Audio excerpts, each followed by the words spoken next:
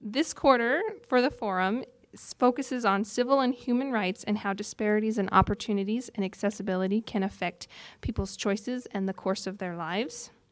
And tonight's speakers are Dr. Bob Reinhardt and Ginger Floerchinger-Franks. I'm terrible at names. Oh, thanks. Oh. Dr. Reinhardt researches and teaches in the fields of history related to public health, the environment, the American West, and public history. His publications include The End of a Global Pox, America and the Eradication of Smallpox in the Cold War Era. Prior to joining the faculty at Boise State, Dr. Reinhardt served as executive director of the Willamette Heritage Center, a 5-acre historical site and museum in Salem, Oregon. Dr. Reinhardt earned his Ph.D. in history from University of California, Davis, his M.A. in history from University of Oregon, and a B.A. in history from Willamette University. Dr. Floerchinger-Franks thank you. Recently retired from a 20-plus year career in public health, followed by 9 years with the Idaho Hospital Association. She began her career as a public health microbiologist and eventually focused on virology. Those dang viruses. Her experience includes managing the Department of Health and Welfare's injury prevention programs, the Idaho Hospital Association's Trauma Network, a database of severe injuries and deaths, and programs to prevent hospital-acquired conditions. She is currently writing a book on the evolution of public health in Idaho. Ginger earned both BS and MS degrees in microbiology from California State University, Long Beach, and a Doctor of Public Health from Loma Linda University. Tonight they will share their insights into public health and the 1918 Spanish flu pandemic in Boise and beyond. And as usual, try and hold your questions until the end when we can bring a mic around so everybody can hear it. Now I'd like to turn the time over to our speakers.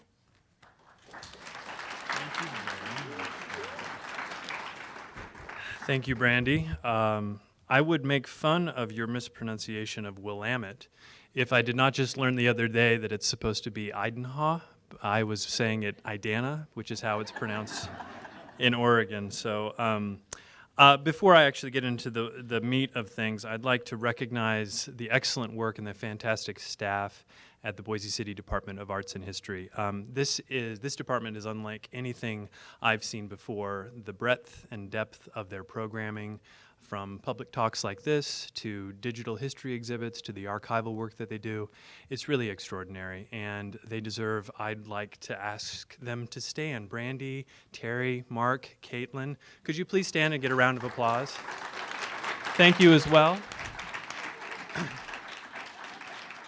I've only been here a few months, but I'm just astonished by all the great work that's done in the city and the Department of Arts and History. So thank you very much. Thank you all for coming tonight. Welcome to the Ginger and Bob Flu Show. We struggled for a title, but that was the best that we could come up with. You've got two different kinds of doctors up here tonight. One is a real doctor, a public health professional with extensive education and experience, who's doing some really interesting and fascinating work in the history of public health in Idaho. And then you've got the fake doctor, me, a historian, and I am, as Brandy mentioned, I've written about the eradication of smallpox, and I am interested in broader historical context involved in epidemics, disease, public health responses. So you've got, between the two of us, different perspectives, different scales, different analytical approaches, but we have a shared interest in exploring and better understanding this remarkable event in not just American but global history.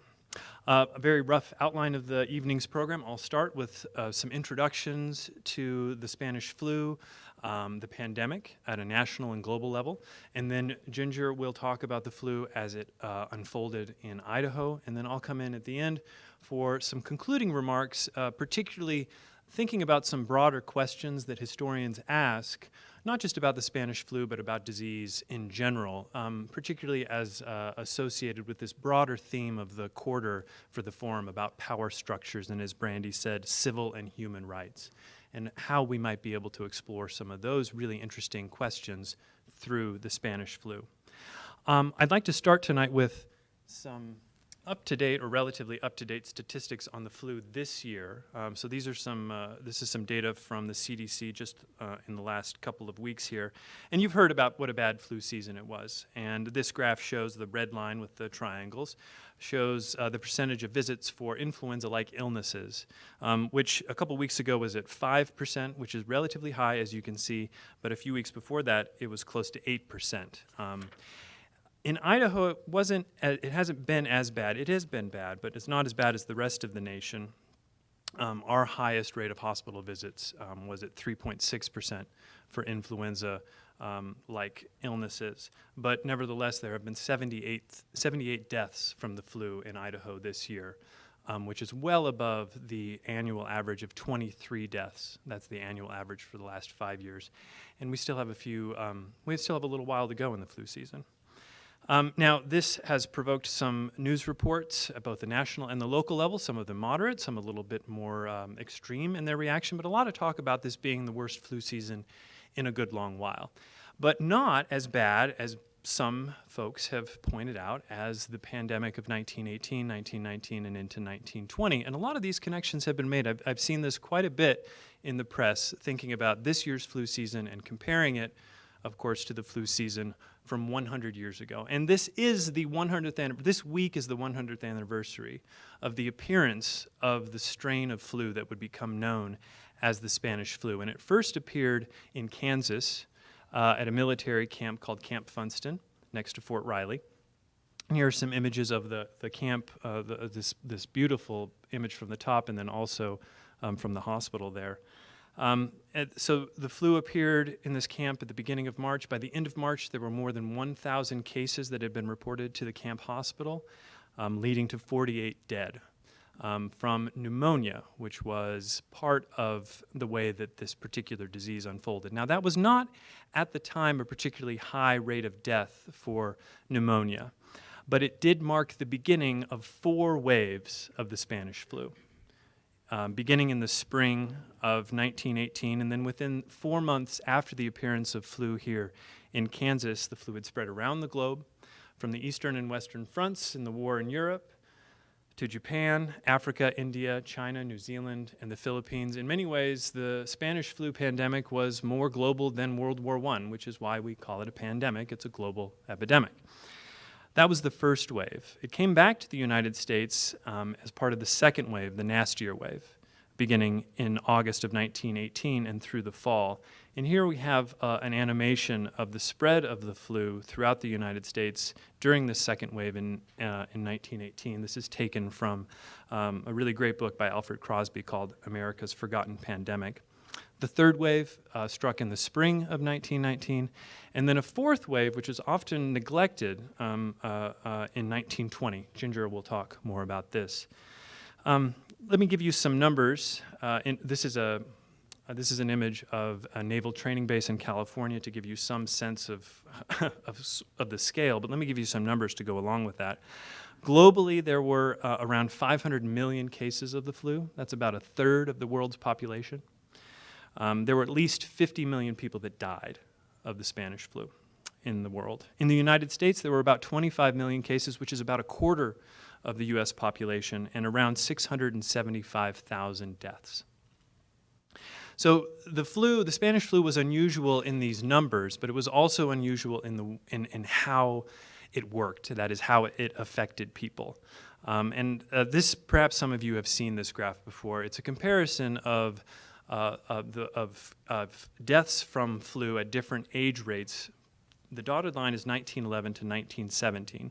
And what you'll notice there is probably something you're familiar with, generally speaking, when it comes to the flu, is that deaths come for those that are very young and then also for those that are very old. But what was really terrifying about the 1918 epidemic, the pandemic, was that it affected people between the ages of 20 and 40 as well, sort of in their prime of their life, which was very shocking for people to see these people that were apparently healthy go from healthy to very sick in a very short amount of time.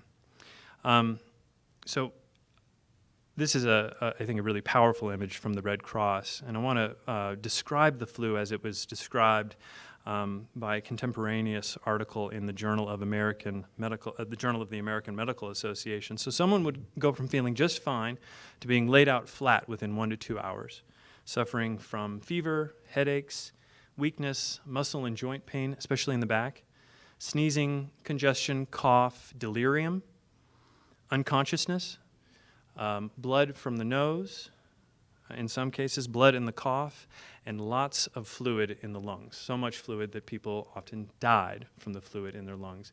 And they would take on a blue appearance in their face especially, which is one of the reasons that it was known as the blue death or the purple death. Now, the level of suffering from this, the number of people suffering from it, the kind of suffering obviously provoked a variety of reactions or got the attention of the press. We've got a couple of articles here, and I'm sorry it's not as clear as I would like it to be. One is from the New York Times in August of 1918, just as the second deadly wave is starting to hit the United States. And you can't make it out, but on the second column from the left, there is a short piece about reports that Spanish influenza has come to the United States. A few months later, and across the continent in Seattle, there's a much more excited and concerned front page to the Seattle Daily Times talking about the flu coming and the public health response. One side note that I meant to mention before, the reasons this is called the Spanish flu is that the Spanish press reported on the flu before other European newspapers did, because Spain was a neutral actor during World War I and had no censorship of the press, whereas in the other belligerent countries, the flu was sort of locked down in the press so that the opposing side didn't think that the Germans were getting weak or vice versa, the French were getting weak, vice versa. So that's why it's called the Spanish flu.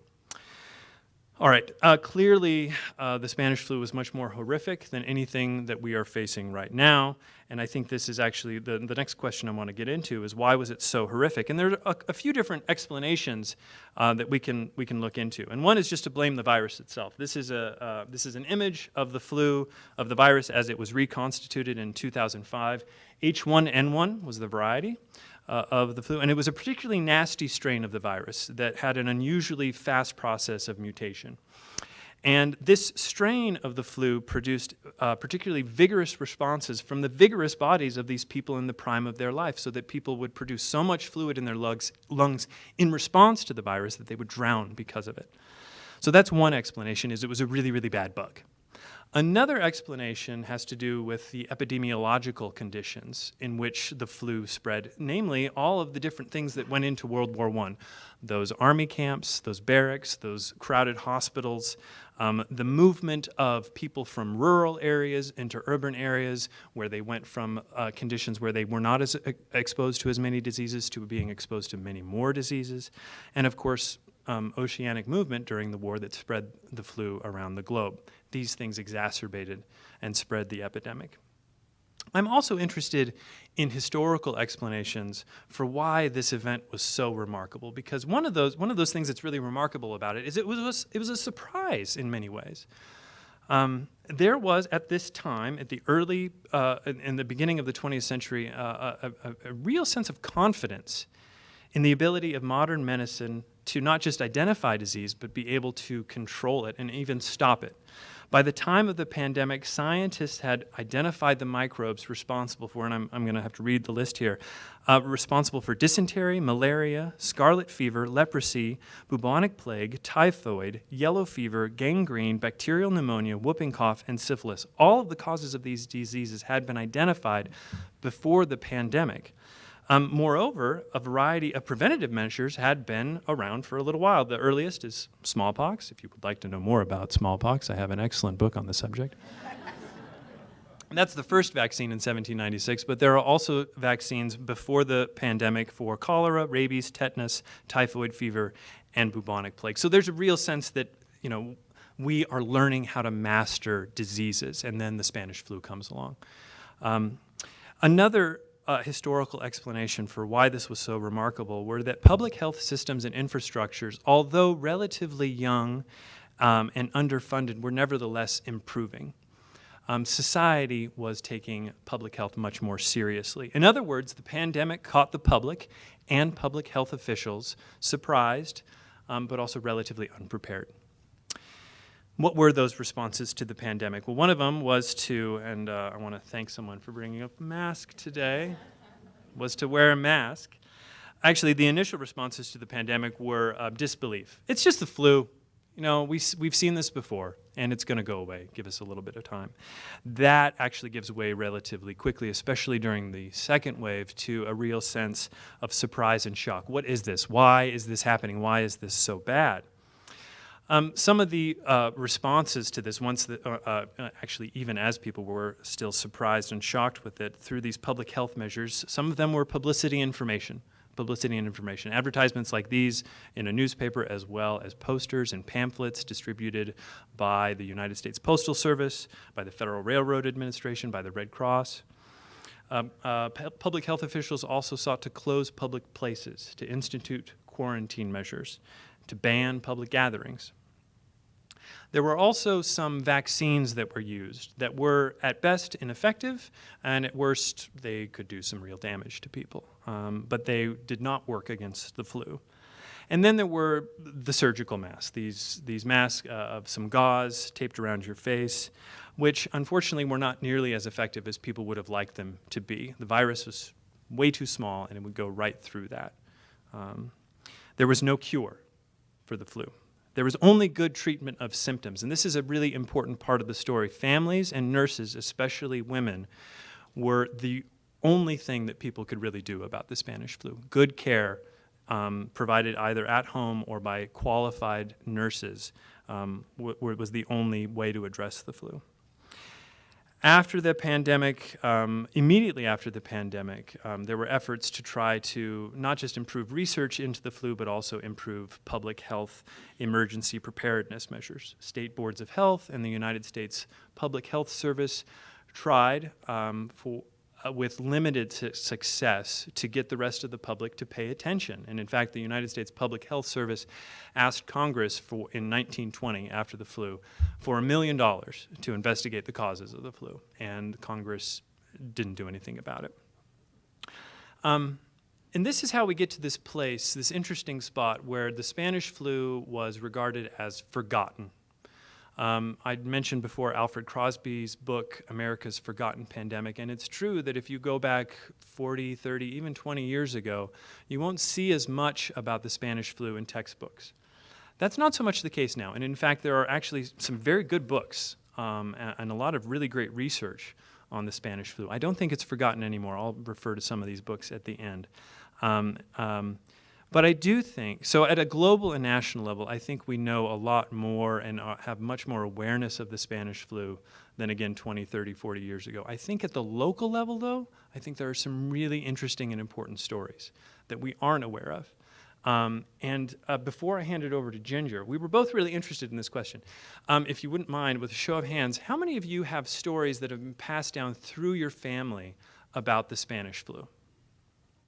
Okay, that's really interesting. Okay, so about a dozen, which is certainly not a majority of the folks in the room here. And I think this really, the question Ginger was really interested in, I'm going to have them raise their hands about this one, is that all right? How many of you think the Spanish flu is not an Idaho story? Yeah, that's a loaded question, it turns out. Because it is an Idaho story. And with that, I'll turn it over to Ginger. Yeah.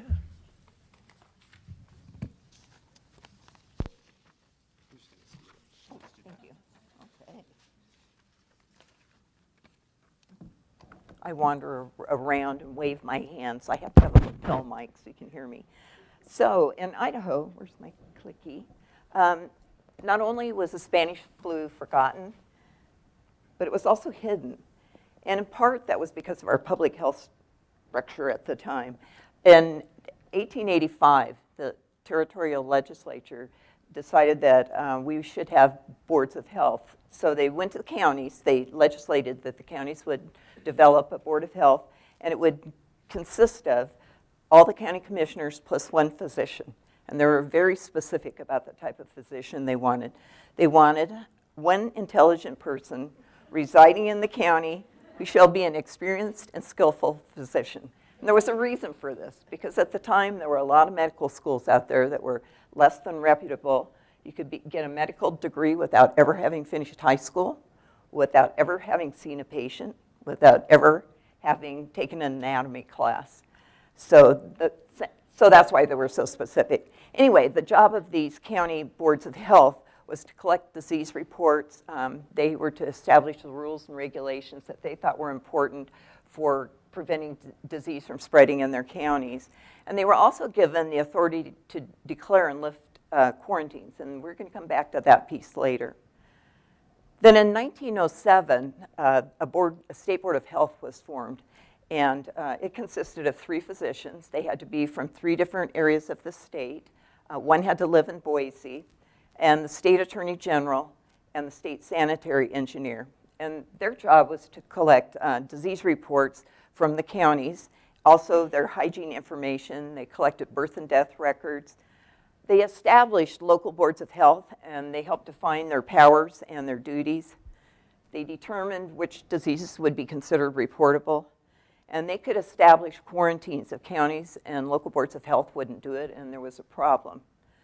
And then mid-epidemic, in 1919, we went to the Department of Public Welfare was formed, and within it, they had a public health advisor, a Dr. Almond. He was required to be a physician with a public health background, and he took on all the duties of the State Board of Health.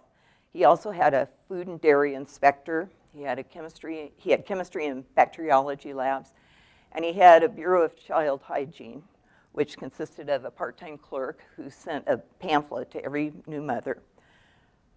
At this point, the entire State Department for Public Health consisted of 6.5 employees. So let me talk about the numbers. How do we know how many cases of flu there was out there? Let me move this piece of paper so I can tell you. Okay, I'm ready. So when we looked at the Board of Public Health, that State Board of Public Health, they ran through 1918, but they never published a final report. So we lost everything about the Spanish flu, influenza during that first big year.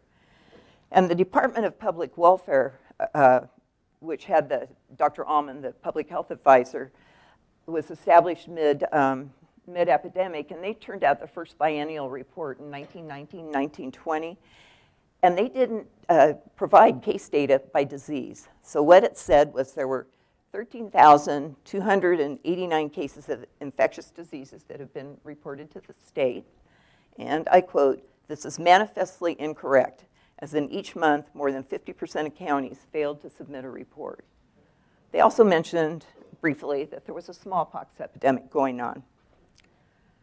So the Idaho State Prison, they submitted their first annual report in 1919, and the physician for the prison's name was Dr. George Collister. You can hear me talk about him later, remember him. And when he talked about what had been happening at the prison that year, he said, "Health conditions have been excellent, with the exception of the period of time when the Spanish flu was raging. 7 people died of the flu. He reported them to the state as pneumonia." Newspaper articles, the information was really sporadic, and if they reported case counts, you didn't know what period of time they covered. So what we ended up with are death certificates. Now, these aren't perfect, but at least they're a consistent source of data. At the time of the Spanish influenza, less than 90% of all deaths were being reported to the state. And when they reported cause of death, it wasn't uniform. A lot of times it wasn't even filled in. Sometimes it just said, "Not my patient." So I went to the Department of Public Health, and I got 5 years worth of death records from the year before the epidemic, 1917, until the year after. And one by one, I went through over 19,000 death records and came up with what was going on, at least as far as deaths reported as influenza or pneumonia. And I've separated these out on this graph. The red line is pneumonia. The blue line is influenza. They are combined, standard to influenza-like illness. That's how you'll see them reported today. But I wanted to see what it looked like. So let me start with in 1917, there were 15 flu deaths. That's the year before. In 1921, there were 44. A little bit higher, but flu deaths stayed a little bit higher internationally. So this is where wave one comes in, roughly, in April of 1918. And you'll see we had a little bump in pneumonia deaths in Idaho. And when I went back and looked at them, 40 of these were among infants less than a year of age. And of the 9 from Twin Falls County, 3 were because of whooping cough.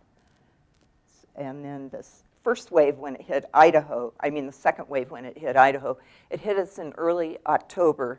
And you can see the steep rise. Well, if you read about Spanish flu, they talk about it arriving explosively.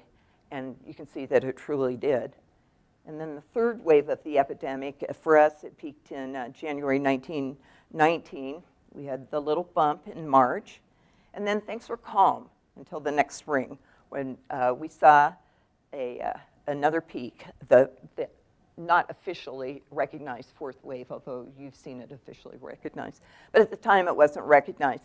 And anyone who had the flu, they said, hey, it's mild. It's not a big deal. It's not flu, but whatever it is, it's not a big deal. But you can see we had almost as many deaths in Idaho if you consider both the pneumonia deaths and the flu deaths in 1920 as we did in 1919. So let me show you how it moved in Idaho. So the first week of flu deaths, reported deaths, was the week of October 6th through 12th. And it started independently in both North Idaho and Southern Idaho. The first death was Fritz Earl Reynolds. He was a farmer out of Blackfoot in Bingham County. He left a wife, Nellie, and he left 6 sons, aged 4 through 20. The following day, Patrick Murphy in Wallace in Shoshone County, he was an electrician, probably worked for the mines, died.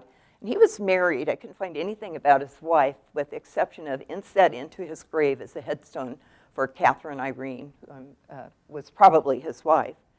And then the very last day of that first week, on October 12th, Joseph Genesee from Rupert, Minidoka County died. He was a sheep herder who'd come to the United States 7 years earlier.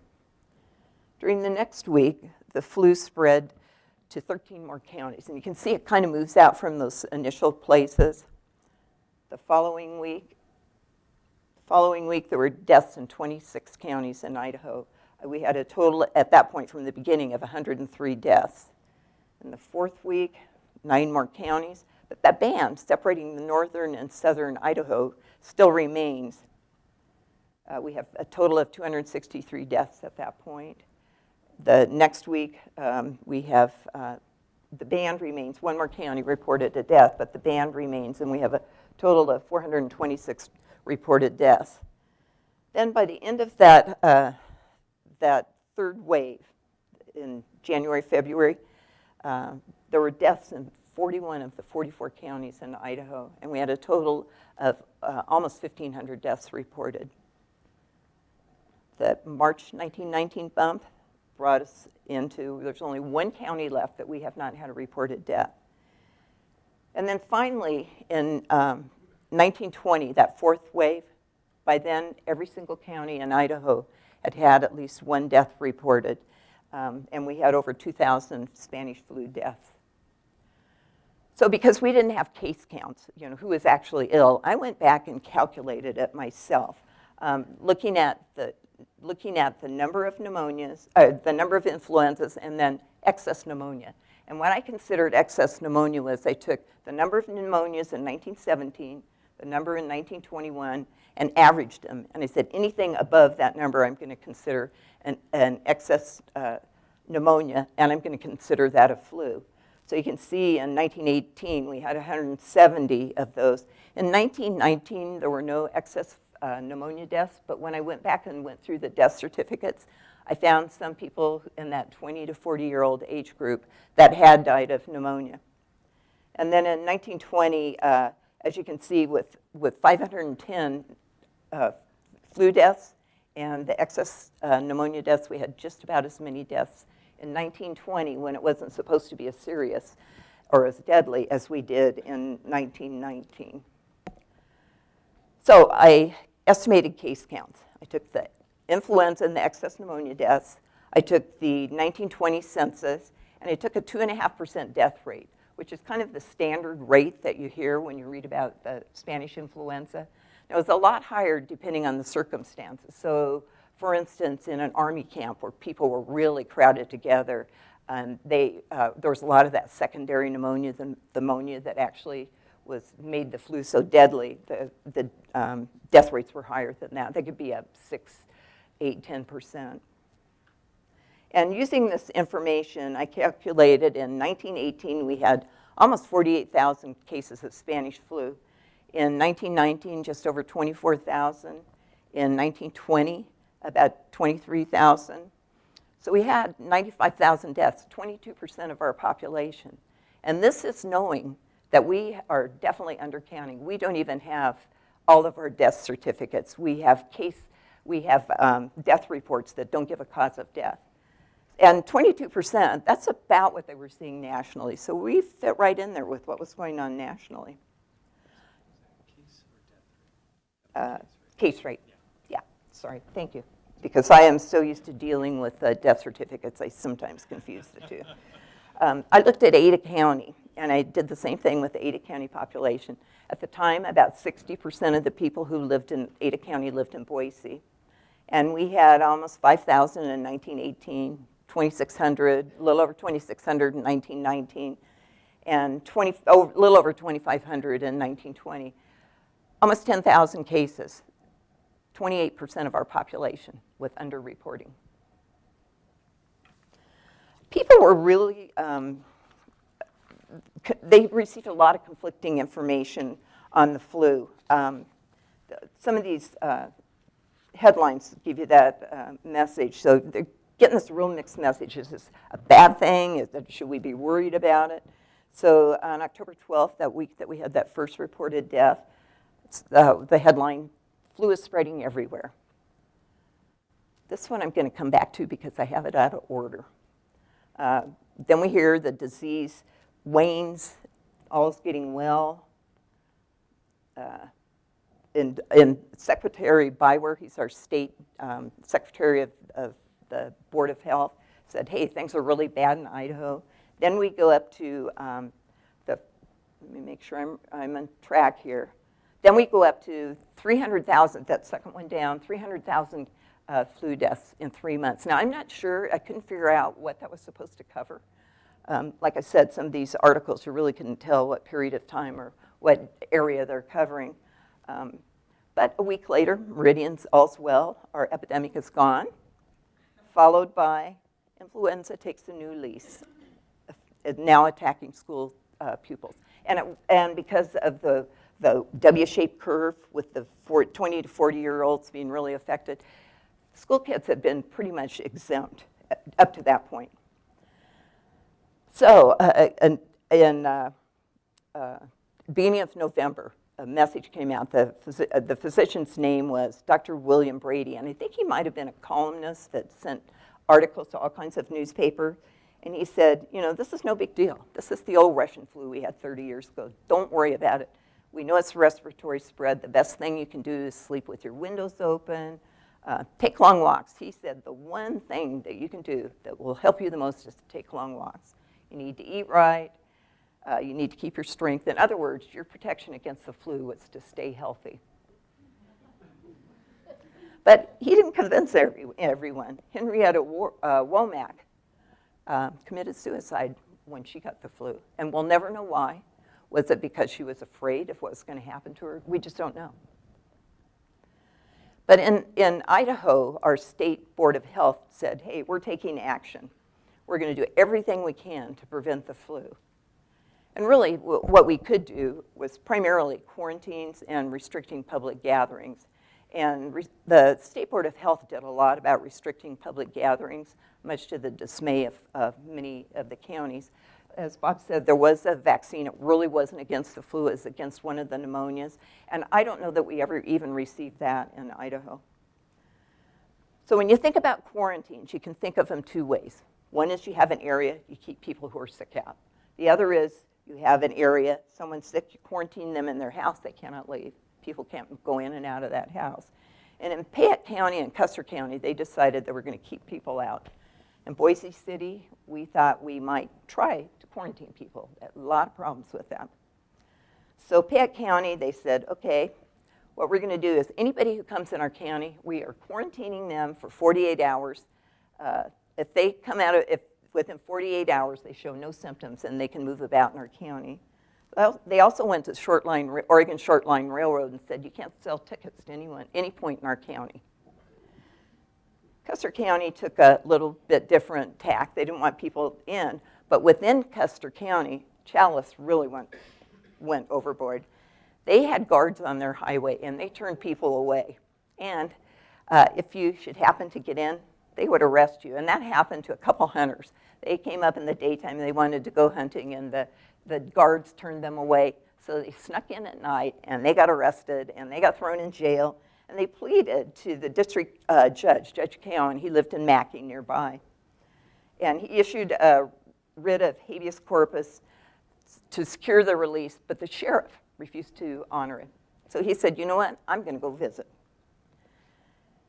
And when he went to enter the city, hundreds of people blocked the road. They would not let him in. So he said, you know what, I'm going to go back and I'm going to go to the governor, and I want state troops to let me through. They have to let these prisoners out. Well, do you remember me saying counties and cities had the authority to declare quarantines? They had more power than the governor. Than the judge. They were able to withstand the quarantine. I have no idea whatever happened to the prisoners, what happened to Judge Cowan, but they definitely reacted up there. So in Boise, what we decided to do is really to strengthen our quarantines. And believe it or not, our Board of Health at the time, which primarily comprised of physicians, didn't want to do it.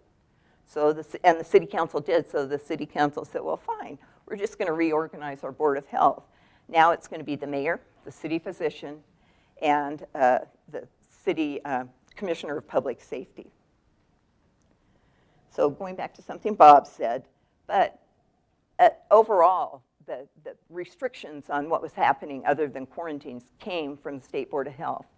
And they issued some orders putting restrictions on hotels and restaurants, town authorities, railroads. In fact, for the railroad, they gave conductors police power. If you spit on the floor, if you put your feet on the seat, you could be arrested. And although we really wanted to have a quarantine, when it came down to the State Board of Health telling us that we had to restrict some of our activities, we didn't want to do that. So the mayor and the city council said, we want a legal opinion. Is the State Board of Health allowed to put these restrictions on our cities and our counties? If they are, we'll obey them. The following day, there was an editorial in the Idaho Statesman, and I have no idea who wrote it. It didn't have an author.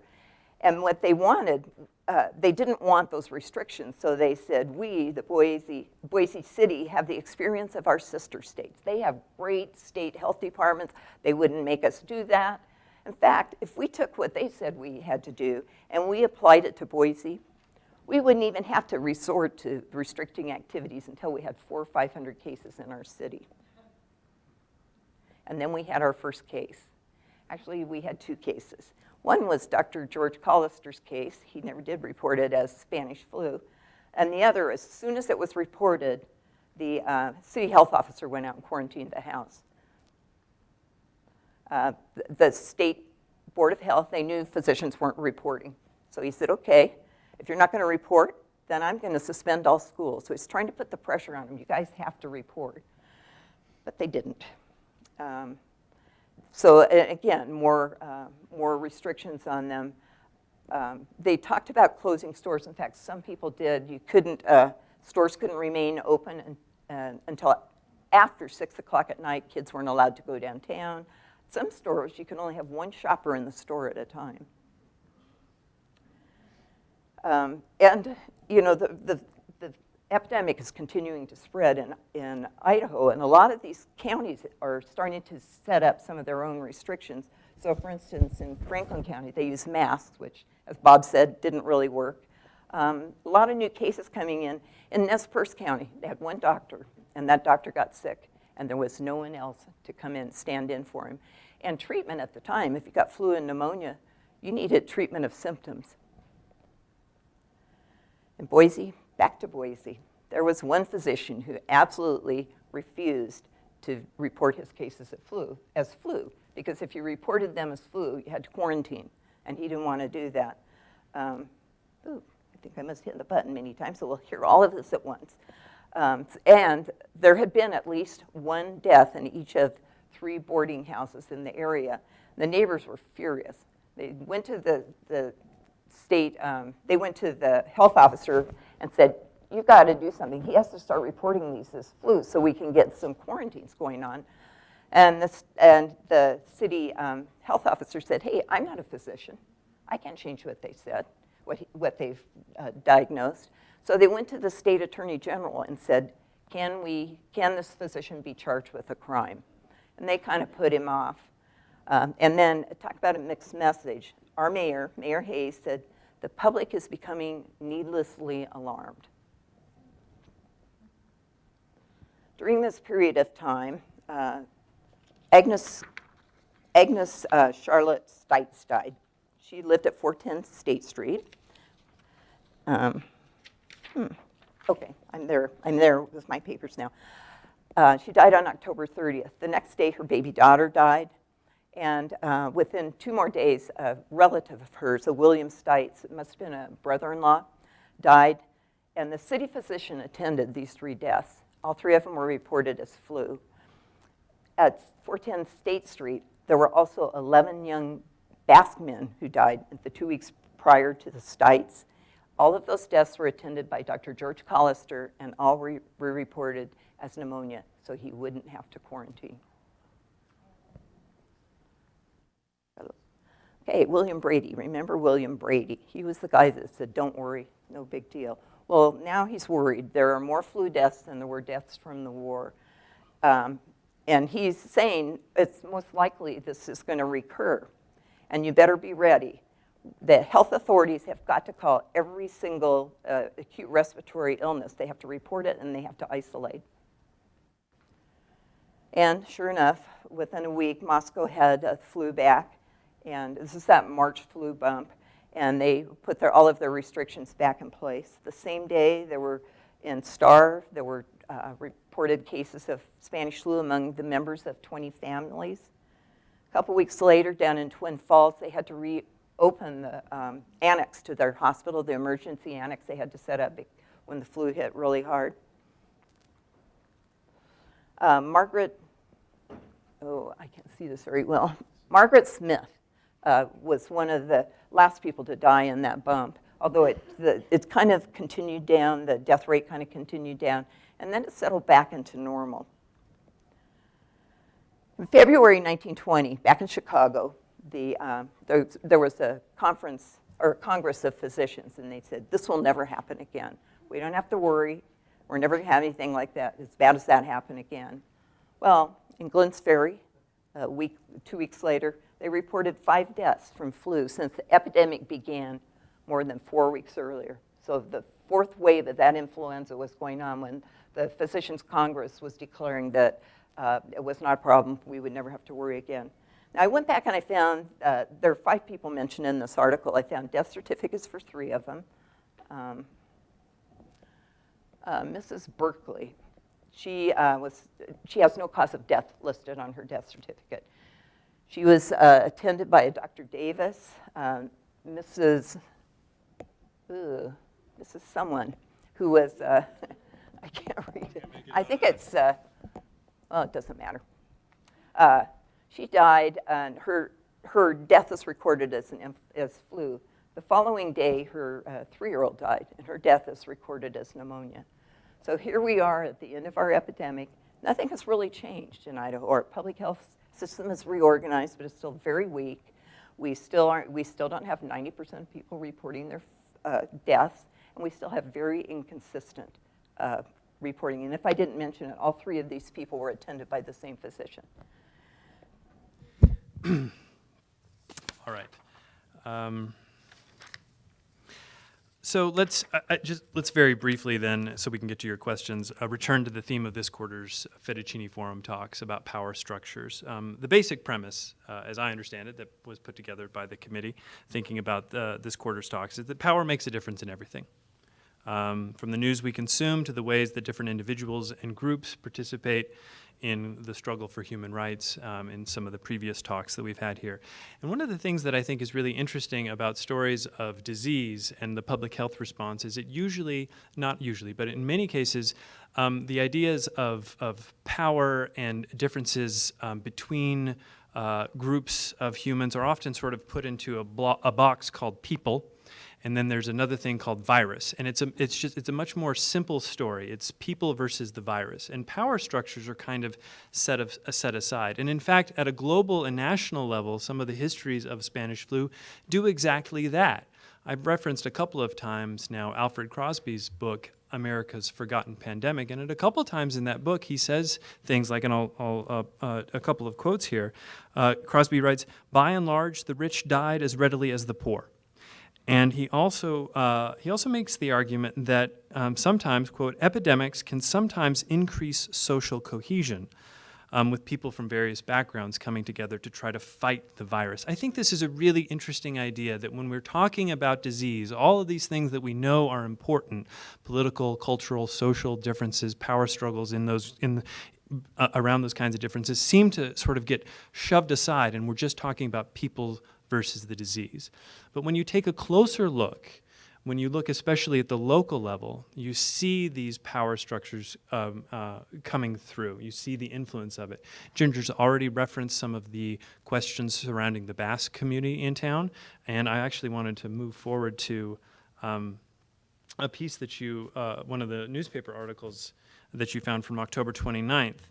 And I'll read from this because you might not be able to see it in the back. Boise physicians who have been treating influenza cases and reporting them simply as pneumonia have been scored for their neglect in not turning the proper information over to the city and state health boards. Particularly, this has been true in the Basque settlements and is given as the reason for the number of deaths in the Basque quarters and the foothold it has gained among these people, which is a way of saying that the perception at the time was that the Basques were suffering from this more than others were.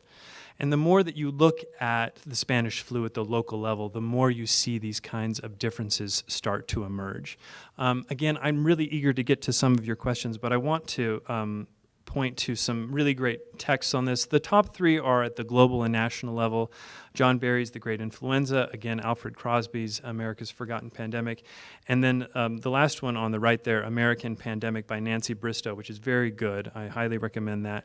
The one in the bottom left is about a small community in Massachusetts. This is one of those on-the-ground micro-histories that really starts to reveal, as she gets into it, how different groups were affected by the flu. She's able to, through meticulous research, establish the percentage of immigrants, of native-born Americans who were affected by the flu, and she finds that immigrants, in fact, were more affected by the flu, died at higher rates in this community. I think that these are some really interesting questions perhaps we can talk more about here. On the Idaho side of things, there are some interesting texts out there. And then, of course, the one that you really want to get is Ginger's forthcoming book, which is going to be excellent. And I don't know if you noticed this, I have some students from a class here. Ginger just put on a clinic about how to do research, and it's really astonishing. Thank you for letting me share the stage with you tonight.